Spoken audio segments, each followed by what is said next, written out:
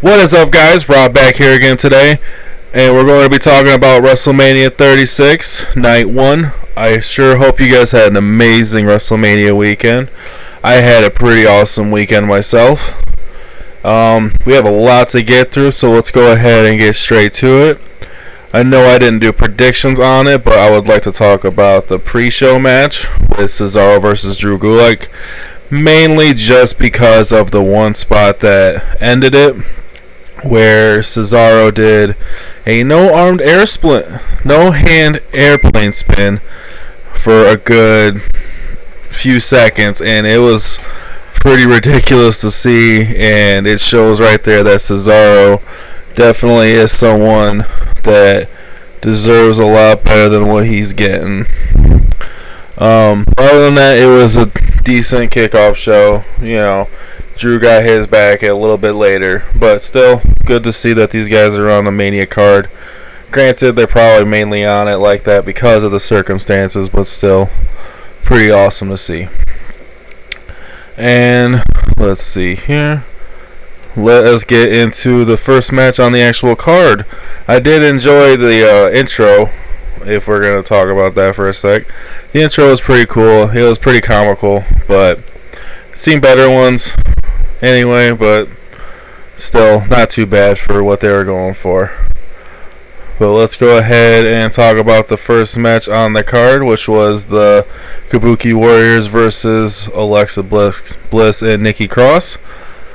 It was a pretty good match. Not too bad. Nikki Cross definitely showed a lot. I definitely loved her attitude throughout the entire thing. And the Kabuki Warriors, they were looking real good for how heel they were playing and just talking nothing but trash and Japanese and stuff. Even with no crowd, they were doing a pretty awesome job on it. And I think they did good for what they had and what they were given. And, I wasn't expecting the outcome. I wasn't expecting Alexa Bliss and Nikki Cross to get it. But supposedly, Kairi Sane is possibly not re-signing with the WWE, if we're going to go based off of that on the decision for the title change today on that night. But, it is what it is. It's still a good match. Hopefully, either Asuka goes on her own, or if Kairi Sane leaves, then some people are saying hopefully Io comes up. Honestly, I don't think either of them women need to be in a tag team. I think they're perfectly fine on their own with their own single careers, to be completely honest. But we'll see what happens. So, yeah, that is definitely one match that I got wrong, and it sure won't be the last one, I'll tell you that much. Alright. Next match that came up was Elias versus King Corbin. This one was surprisingly a little bit more hard-hitting than I thought.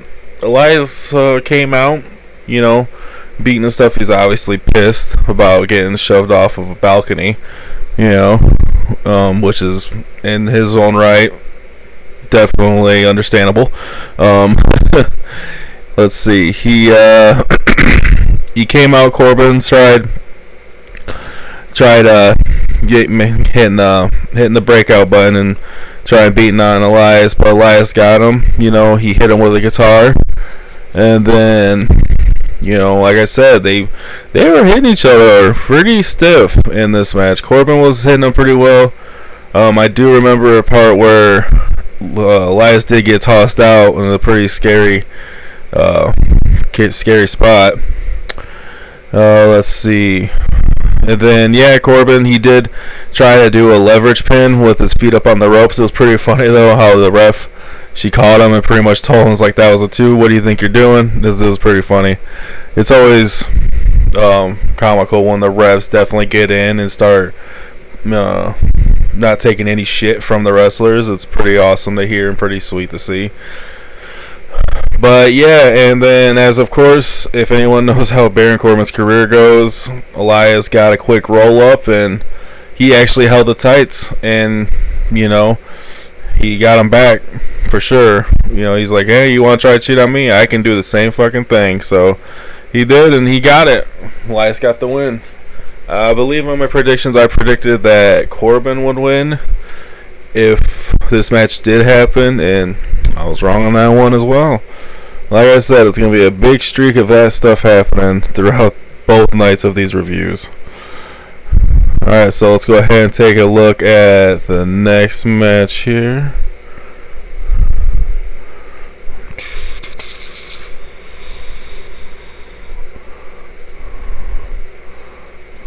Alright, Becky versus Shayna. Now, with this one, it wasn't terrible, but I was more or less a fan of the triple threat from last year. Then again, though, that's a kind of a different beast. But still, for how much they built up Shayna, I kind of wish it would have been a squash a little bit. In my opinion, I feel like it should have been a squash. And yes, Becky Lynch did squeak out a victory with the Ola Reliable against Shayna, where she's got you in the clutch and then you roll backwards and pin her. You know, she did that, but I'm not sure. With a few of these women matches, I kind of wasn't the biggest fan of how they did them. I think it's mainly with these title matches. But I guess we can talk about a little bit on what stuff that happened. So, yeah, she kept repeating the Coquina clutch. Or Karafuda clutch, however you want to call it. And Shayna got her licks in. She did a nice little same thing she did to Liv Morgan in the chamber. She held her in a power bomb position, but with Becky's head facing towards the ground. And she slammed her into the announcement table, which always looks like it freaking hurts. But yeah, not too much else came out of it. Like I said, Becky Lynch, she got that quick counter from the submission to a pin. So I guess makes Becky look strong, keeps Shayna going still, because she did get a squeak out of victory. So we'll see what happens. Supposedly they didn't want to take it off Becky because of all the stuff going on. So hopefully in the future either Shayna or Ronda come back and something new can happen with this. Because like I said in my predictions, I'm kind of a little bit over on the Becky being champ. She's definitely entertaining, but I don't know, kind of switch it up a little bit, like we'll talk about later with some of these other titles that went on. So let's talk about speaking of titles, let's talk about the next one. It is going to be the Sami Zayn versus Daniel Bryan for the Intercontinental title match. Now, at first I was kind of soured on this one, a little bit, only because of how much they were making Sami Zayn chicken shit, which I guess is his character now. I mean, personally, my favorite Sami Zayn will always be the one against Nakamura back in 2016. At TakeOver Dallas.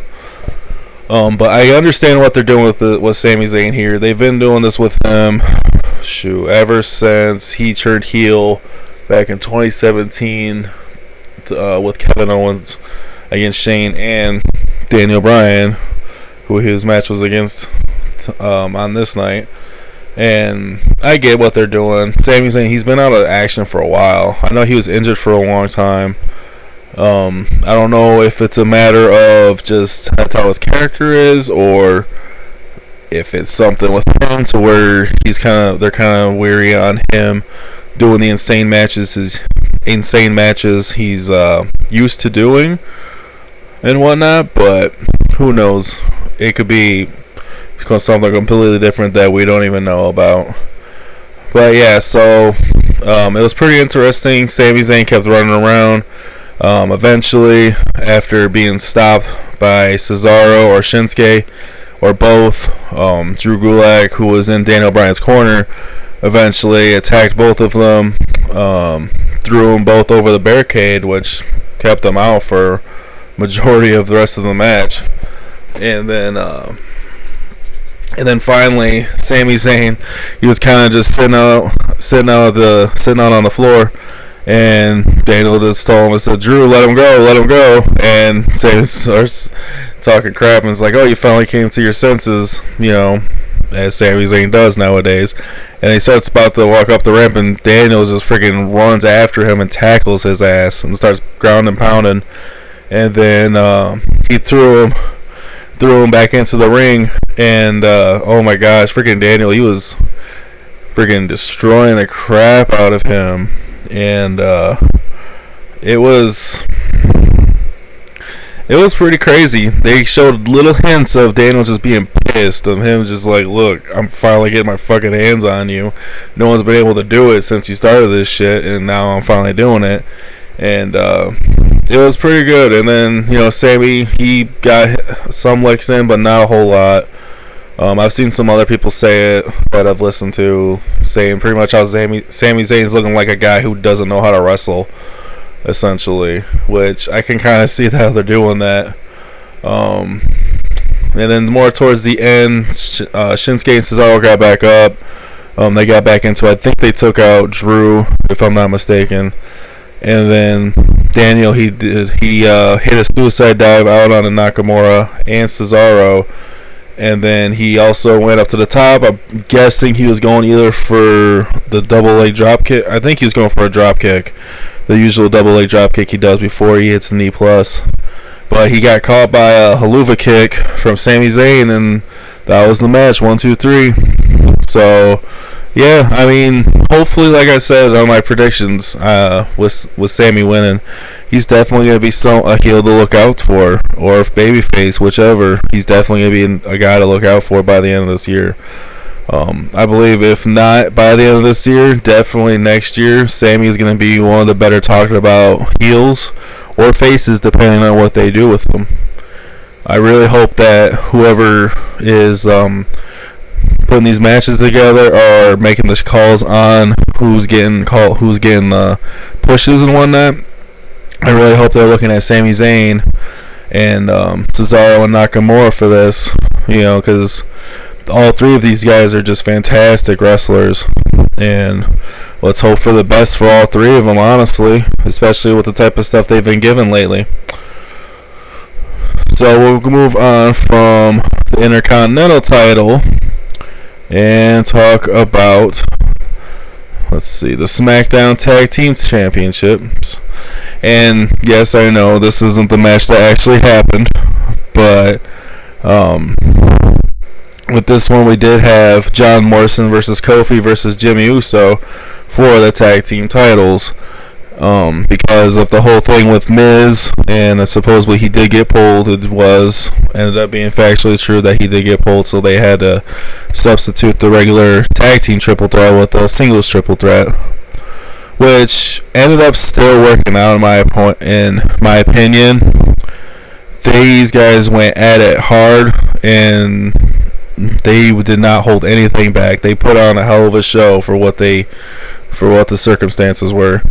And just a couple of things that happened in this match were, I do remember a spot with the ladder being up and Kofi going for, I believe, a double drop kick. He's going for doing a drop kick on both Morrison and Jimmy Uso, and they both caught him, and they just threw his ass out of the ring, which was pretty inventive. And then I do remember, I believe it was Morrison pushed off Jimmy Uso off the ladder and completely out of the ring, which was pretty nuts. Granted, they did do a cutaway, so it looked like he actually didn't land like they thought he did.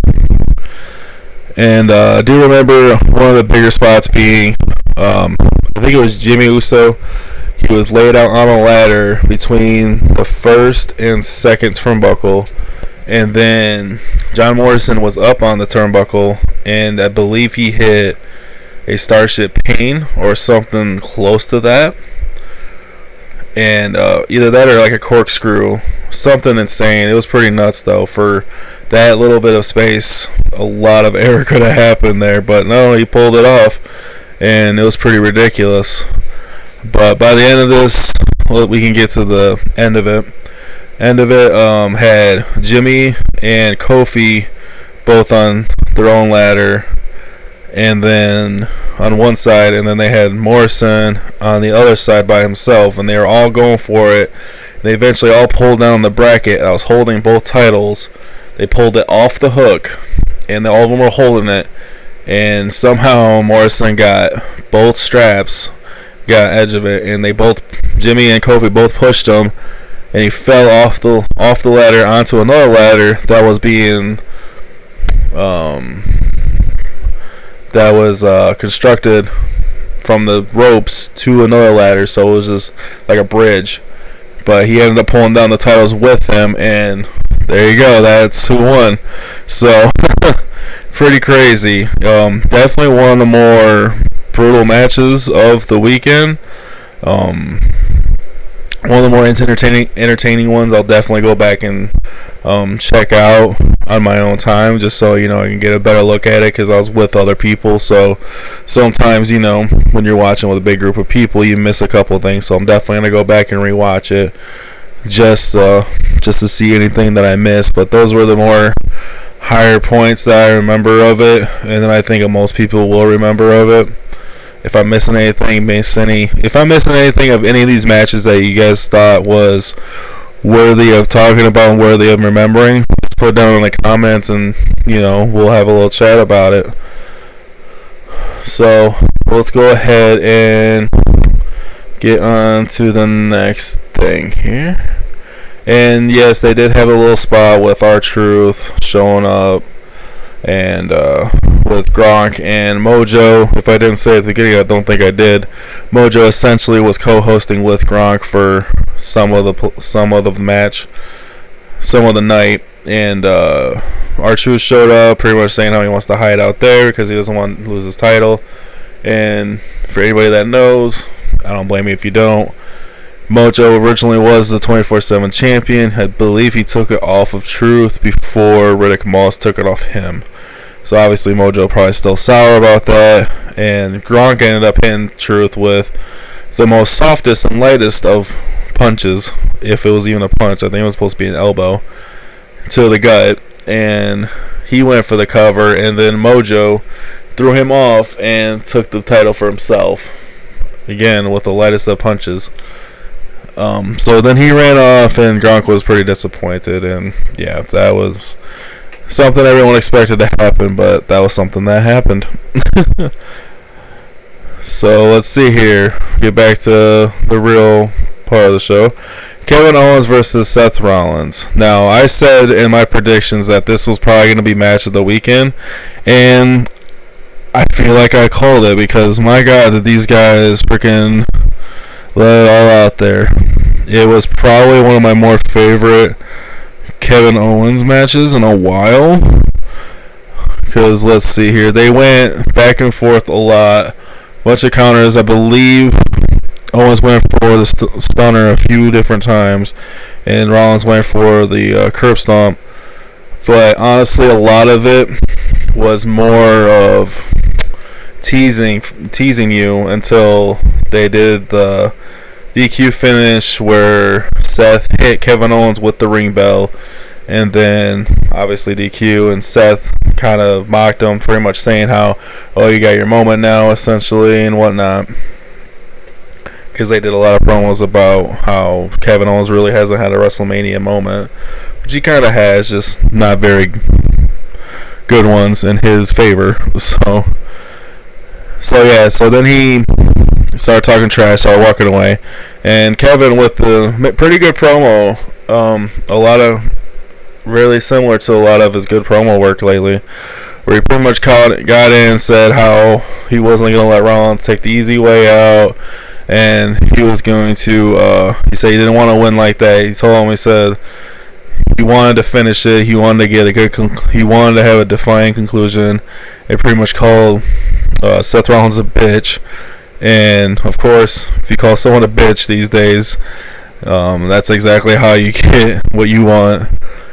And then, so he told him restart the match, no disqualification.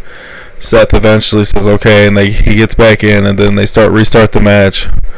And then they go a little bit back and forth again, and then Seth hits Owens with the chair, I believe. and he hits him a few times with it, and Owens does really good selling with it, because without these crowds, man, you can hear everything that these guys are saying. So they probably had to retrain themselves on not talking in the ring or not being too loud with it. Either that or they edited it out, whichever. But still, though, I didn't hear anybody say any spots or anything throughout both nights, which was pretty impressive. And then eventually, somehow Kevin Owens got back on the offensive, and he hit Rollins with the same ring bell. And then he threw Seth onto the announce table, and Owens started talking trash to him, and then he went behind the announce table and behind the barricade, and with this set to take up a lot of empty space, they put a giant WrestleMania sign, the ones they usually have hanging like opposite of the entrance. He climbs up that bitch and essentially does a Shane McMahon but a senton, and my god, it was impressive as hell, and it was pretty fucking flush. He jumped off that bitch onto Seth Rollins, and Seth, with his selling, sounded like the guy was dying, couldn't breathe, had broken ribs. He did it. He sold it pretty well for him, essentially being broken in half, as JR would say. And by the end of this, Owens threw Seth in. It was they made it pretty sure that there was no coming back from that for Seth, and then Owens hit a stunner. Seth felt like a sack of potatoes over. Didn't do no fancy sell or anything. He just took it and fell over and took the 1, 2, 3, and that was it right there. Kevin Owens got the victory. If you guys haven't seen this match, at least look up the highlights. If not, at least look up Kevin Owens friggin' doing that jump off the sign. That was ridiculous, guys. One of the more ridiculous things, and there was a lot of ridiculous stuff on both nights of these shows. So treat yourself to that. And then we're gonna get to our co-main event, which is, if you guys didn't know already, it was Goldberg versus Braun Strowman for the Universal title. Now, I tried not to spoil this on my predictions. I did put a disclaimer in there. If anyone got spoiled by this, I do apologize, but I put the disclaimer in there before I talked about that match. And they did announce it on SmackDown, so if you watch it after SmackDown, you're fine. But yeah, with this match, it's a Goldberg match. It's a Goldberg, and it's pretty much what Braun is somewhat used to. But then again, we've all seen Braun do normal wrestling matches. He can do normal wrestling matches as long as they have a fun stipulation of like no DQ and whatnot. But when it's just a normal one-on-one match, either it's going to be a squash match in favor of Goldberg or in favor of Braun. It's going to be unlimited finishers in favor of Goldberg, or it's going to be just a straight one power slam or big show of strength from Braun. And they kind of mixed both of them together, where they did the match was starting and Braun was like talking crap to him, pretty much saying like, you don't want this old man doing this and that. And then eventually, I believe there was a kick to the gut, and then Goldberg hit him with the spear. And then, let's see, Braun kicked out, I think, at 1, if I'm not mistaken. I'm not too sure. I know he kicked out pretty quickly, but yeah, he hit 1 spear for the cover, kick out. I think he hit 2 more spears, and then a 3rd spear. I don't think he pinned at any point. Or no, he might have hit 1 spear, 2nd spear, and then he went for a pin again. And then he had 2 more spears, and then he was going to go for a jackhammer, but we all knew he wasn't picking up fucking Braun Strowman for a jackhammer. He could barely pick up Bray Wyatt, let alone a man that's like, feels like almost 2 fucking feet taller than Bray Wyatt, and probably almost double the weight. So So yeah, he went for it, and then a pretty good transition into a power slam, if I do say so myself. And then he hit one power slam, and then he hit three more power slams after that. And then after that, he pinned Goldberg just like that, and became the Universal Champion. So I'm personally very happy about this, because I don't know if anyone, again, going back to my predictions, I was pissed about Goldberg even getting the title to begin with. I've seen some people talking about the Fiend character. I've read something on Facebook about someone describing why the Fiend character wins the matches he wins and loses the matches he lost and whatnot. And yeah, it's pretty good justification for it, but at the same time, they shouldn't have put him in that situation to begin with, and I think they do realize that, especially after the Fiend match that we got, which I'm going to get into in Night 2 review, if anybody wants to hear my thoughts on that one. But yeah, I was so happy to see Braun Strowman get the title. Granted, yes, there was no build to this match. Nobody, even if you missed SmackDown, you didn't know what was happening until the show, until this match actually came on. So if you didn't watch SmackDown, it pretty much stayed off the internet until this match happened, you wouldn't have ever known. So yes, and it's stupid. Some people are trying to say Goldberg should have kept it until the Roman match. Hell no. Roman and Goldberg, fuck no.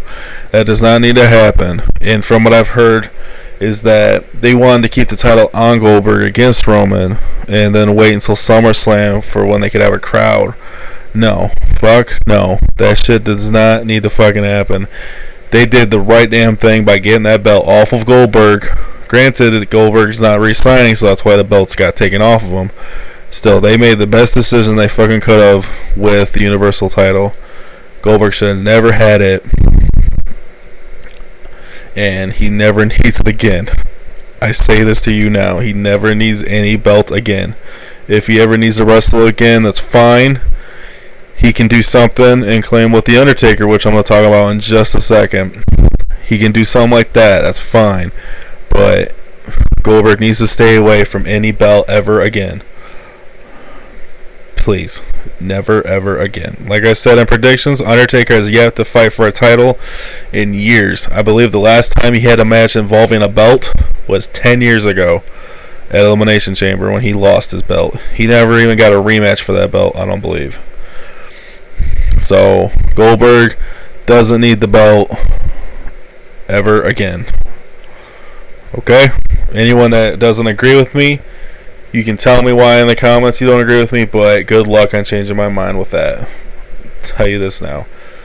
But let's go ahead and get to our main event of Night 1, which was probably one of my favorite matches of the entire weekend. Undertaker versus AJ Styles. Now, before I start talking about this match, or fight, it wasn't really a match, it was a fight. Before I start talking about this, if you have yet to see the Undertaker versus AJ Styles Boneyard match of WrestleMania 36, Night 1, just click off this video right now and either go on, the network's free still, I believe, go on there and watch it on the network. Do whatever you have to do to watch this match. Even if you don't like it through most of it, just finish watching it and then come back to this video, because how I'm about to describe this will make no goddamn sense to you unless you've seen this match. And you need to treat yourself to watching this match if you have yet to see it. Okay? Alright, so let's get into this. Now, how this match went, we all pretty much knew. Anybody that is that big of a fan of this shit or that anticipated about it, you knew that this match was going to be a pre-filmed out of studio thing where they were gonna go somewhere and they were gonna do something outside or in a cemetery, and that's exactly what we got.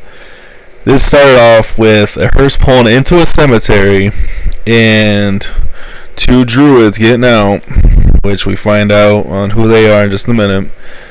They get out, they open up the back of the hearse with Undertaker's music playing, by the way, gong and everything, and opens the door, pulls out a casket. The casket opens up and it's AJ Styles, and then AJ's music starts playing out of nowhere, and it pops up his name, AJ Styles, and then obviously we find out the Druids were Gallows and Anderson. Now that's how that starts, and that's essentially his entrance. And then he starts talking crap, saying how waiting for the old man, this and that, and then we get the best part of night one, in my opinion, almost the best part of the entire both shows, is we get to see Biker Undertaker again for the first time in over 17 years. Yeah, 17 years. And it was a sight to behold. Granted, it wasn't in the arena. Granted, it wasn't to Limp Bizkit or Kid Rock. It was just Biker Taker. You can even call him Mark Calloway. You can call him Biker Mark Calloway if you want. It doesn't matter. We got the Undertaker character riding his Harley once again through the streets of wherever they were at. I'm assuming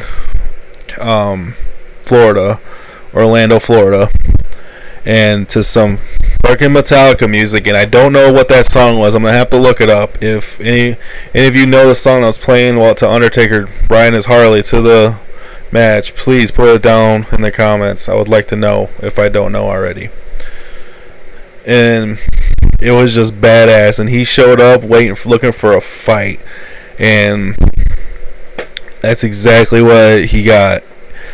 And if anyone's ever been a fan of the Sons of Anarchy shows, this is something right out of Sons of Anarchy. I'm a huge fan of that show, of that franchise, everything. Haven't seen the new stuff, but still, big fan of the show in general. And this looked like one of the final episodes where they all just meet up with another gang and just start fighting. And that's exactly what this was, but he was a man by himself. Yeah, I even made this comparison to my brother because we both grew up on the movie. If anyone's ever seen the animated movie called Barnyard with Kevin James as Talking Cow, there is a scene in that movie where his dad, he was like the watcher of the farm, and there was hyenas that showed. I think it was hyenas. It was hyenas or wolves. I think it was wolves showed up, and I think it was played by Sam Elliott, which made it that much better. And he was just singing "I Won't Back Down" with the acoustic guitar and everything. That's exactly the type of thing I got from this. From pretty much this match was, the old guy on his last leg, seeing if he still got one more big fight in him. And in the movie it didn't end very well, but in this it ended the way I feel like it deserved to end. But let's get into it instead of me yapping about random animated movies. So yeah, he goes in, and then they both start talking trash to each other, of course, and start just fighting. There's just a brawl. Originally, it started with Undertaker beating the shit out of AJ Styles. He starts throwing him around, just punch him in the face. They had pretty good sound effects to it. Eventually, he threw AJ onto the hearse, breaking the windshield. At one point, too, Undertaker went for he had like a little thing. It looked like a corkscrew or something. Looked like I guess not really a corkscrew, but like a wrench, like a tool wrench or something like that. He was gonna like hit AJ with it, but instead he ended up busting out the hearse back window. And supposedly, people have been saying, I think it was on one of the wrestling sheets, that wasn't supposed to happen. He was only just supposed to hit it and hurt his hand, but he ended up breaking the whole damn window and cutting up his arm. That was him legitimately cutting up his arm, if anyone wondered. Then yeah, he threw AJ on the windshield. They started fighting on top of it. Eventually AJ gets thrown off, And then let's see. Then they start fighting a little bit more, and then I think Undertaker is getting ready to throw AJ into the hole, because there is a grave. AJ dug a grave for Undertaker because those boneyards. I think that's how the whole fight was supposed to end, is one of them getting thrown in the open grave. And then so how, let's see, what am I missing here?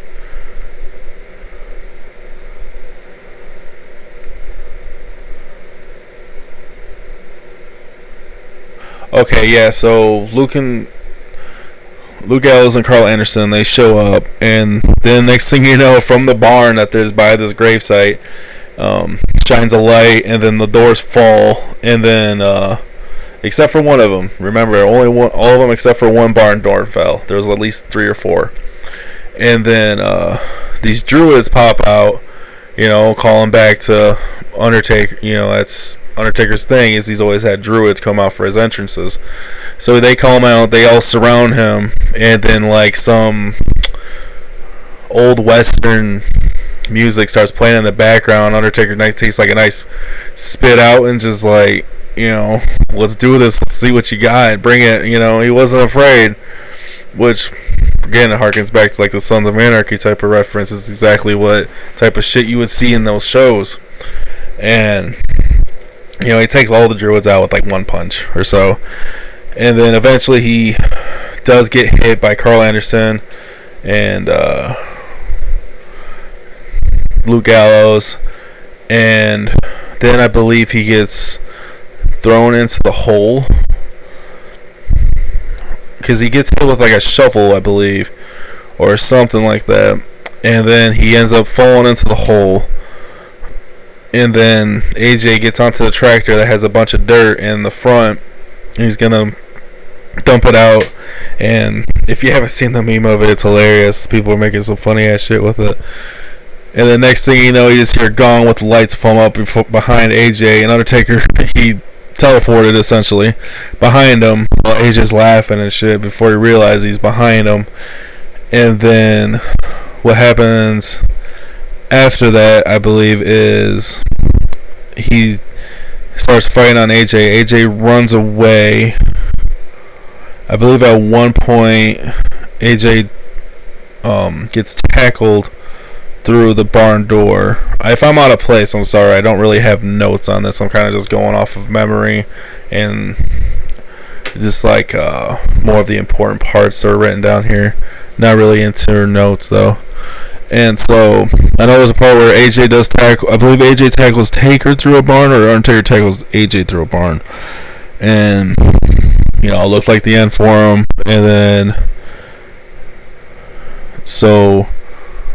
I think he gets thrown into the hole, if I'm not mistaken. But anyway, so after he gets materialized behind, he beats up AJ a little bit, and then he follows AJ up a ladder on top of the barn roof, and then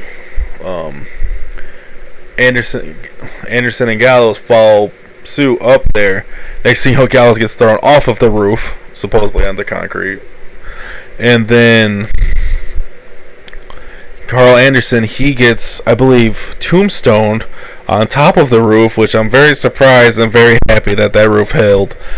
Obviously, they're going to take precautions with that type of shit, but still, it was a scary thought nonetheless of something bad happening there. And then AJ, he tries to get away. He tries to jump out the other side, I believe, but out of fucking nowhere, Undertaker puts his hands up and sprouts fire, causing AJ to be stuck. And from there, Undertaker hits him a little bit more, and then next thing you know, fucking Undertaker choke slams AJ off of the roof through some boards on the floor outside. And it's kind of akin to Undertaker choke slamming Rikishi off of the Hell in a Cell, if anyone's ever seen that. If you're a wrestling fan, you definitely have seen it. More of it just a push than a lift and throw. So, but still, pretty awesome spot nonetheless. Pretty awesome how they did that. And then from there, he takes AJ over to the hole, And this is probably one of the better parts of showing Undertaker's character and kind of where he's going now. Pretty much just says, hey, take your punishment, man. You put up a good fight. You gave him one of the better fights you could, which he kind of did, but he had a lot of help doing it. And so yeah, he's just telling him, oh, don't. He's like, oh, you're sorry, hey.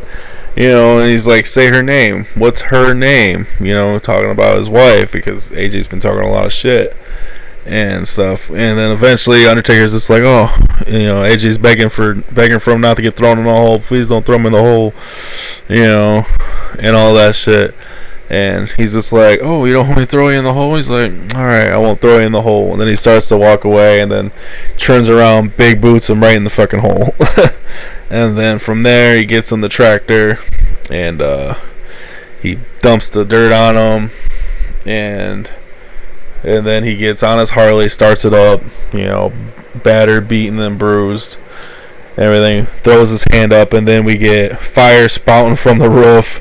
We get a little laser show marking his TX symbol, and he starts to drive off and everything, and then you get little shots of AJ's arm with his gloves sticking out of the dirt and everything like that, and and then that's how it ends. It playing Metallica in the background and everything, like,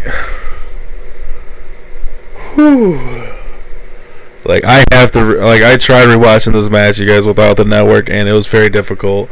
But I've wanted to rewatch this match since I first saw it. I want to show everybody this match just because, like, this match compared to the pre-film one I'll talk about in the next video was some good stuff, man. Like, I thoroughly enjoyed it.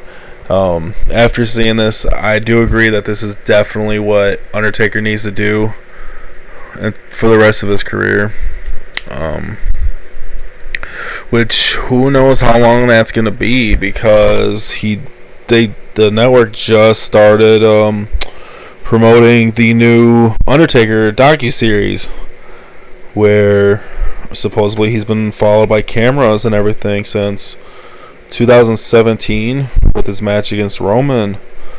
So, and it's called The Last Ride. So we're gonna see, man. Like, it's pretty groundbreaking stuff for the Undertaker's character this year. First, he had the Stone Cold Broken Skull Sessions interview, which was very interesting stuff. If you guys haven't seen that, check it out. It's, it's crazy to see this type of character who's been one of the harder working people to keep his character kayfabed and not break anything. The only times he ever really did anything with, like, interviews and seemed like he was breaking character when he was the biker, but it wasn't as bad as it is nowadays with people in kayfabe and whatnot. But he was always one of the people that stuck by it through and through. But I think now, after having a 30-plus year career that he's had, I believe he's got more than well deserved of coming out and telling his story. And past few years, supposedly the past couple of years for him has been weird. That's what this whole docuseries is, of like what happened to Undertaker, why, hopefully explains why he still keeps coming back, and maybe we're gonna get some insight on when he's gonna be done. I mean, who knows? I think this docuseries goes all the way up until this match, though.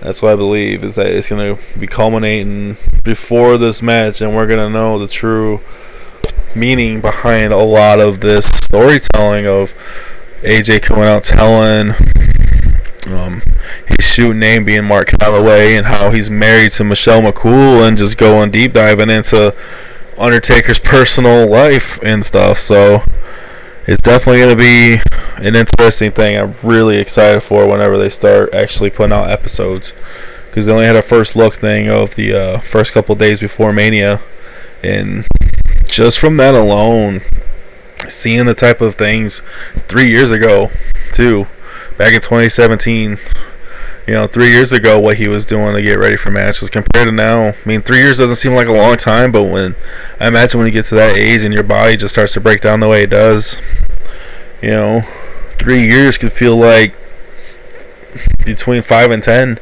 to them, depending on how your body is and with how much strain and replacements and surgeries he's probably had since starting a wrestling career. He probably feels older than he should. But yeah, it's definitely gonna be interesting. I'm excited to see what they do forward, and they did announce Money in the Bank on May 10th. So if that show ends up going through, I'm gonna be back doing the predictions for that. But that's in the future, and this will be the end of my night one review of WrestleMania 36.